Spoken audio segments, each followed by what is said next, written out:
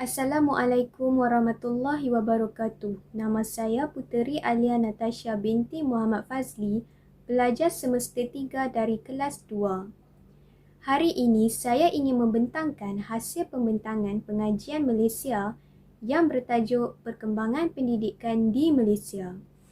Apa itu pendidikan? Pendidikan ialah proses pengajaran dan pembelajaran.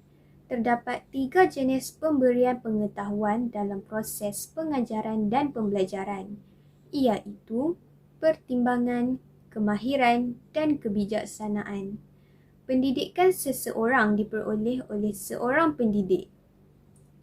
Terdapat 2 situasi pendidikan yang boleh berlaku, iaitu situasi formal atau tidak formal.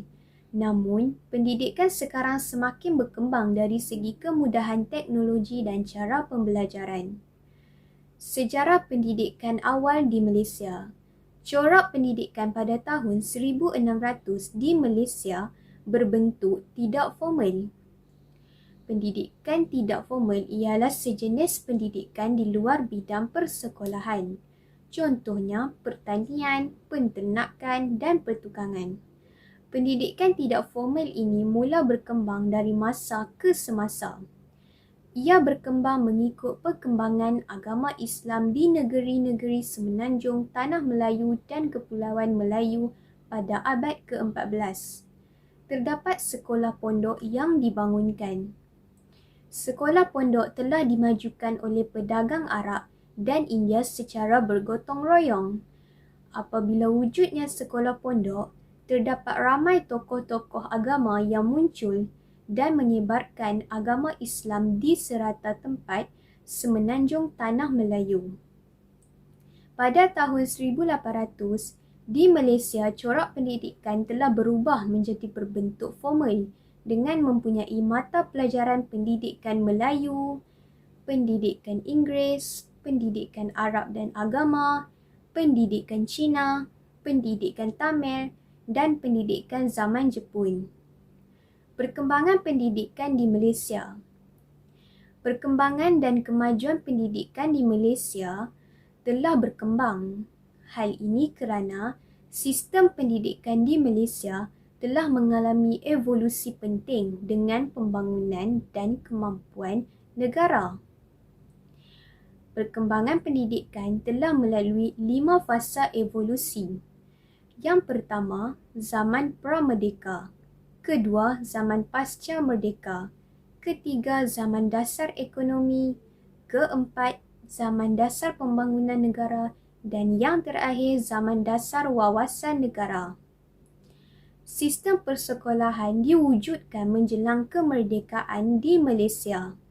Sistem persekolahan telah menghasilkan laporan Barnes. Laporan ini disediakan bertujuan memperbaiki pendidikan orang Melayu.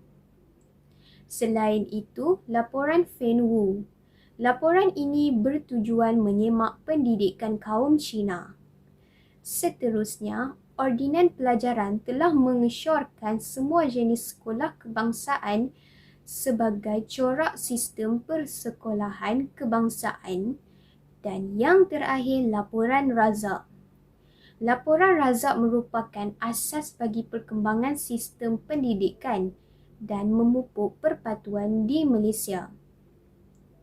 Sekolah pelajaran lanjutan telah ditubuhkan pada 1959. Hal ini kerana supaya dapat menampung semua murid sekolah rendah yang ingin menyambung ke peringkat sekolah menengah yang lebih tinggi. Pihak Kementerian Pelajaran Malaysia telah menganjurkan latihan separuh masa selama 3 tahun untuk melatih semua guru yang akan menjadi pengajar di sekolah pelajaran lanjutan. Nama semua jenis sekolah rendah dan menengah telah ditukar. Ia ditukar kepada sekolah kebangsaan, sekolah jenis kebangsaan dan sekolah menengah kebangsaan. Yang terakhir ialah semua peperiksaan awam dijalankan dalam bahasa yang rasmi, iaitu bahasa Inggeris atau bahasa kebangsaan. Itu sahaja hasil pembentangan pengajian Malaysia daripada saya. Maaf jika ada yang salah daripada penerangan saya ini. Sekian, terima kasih.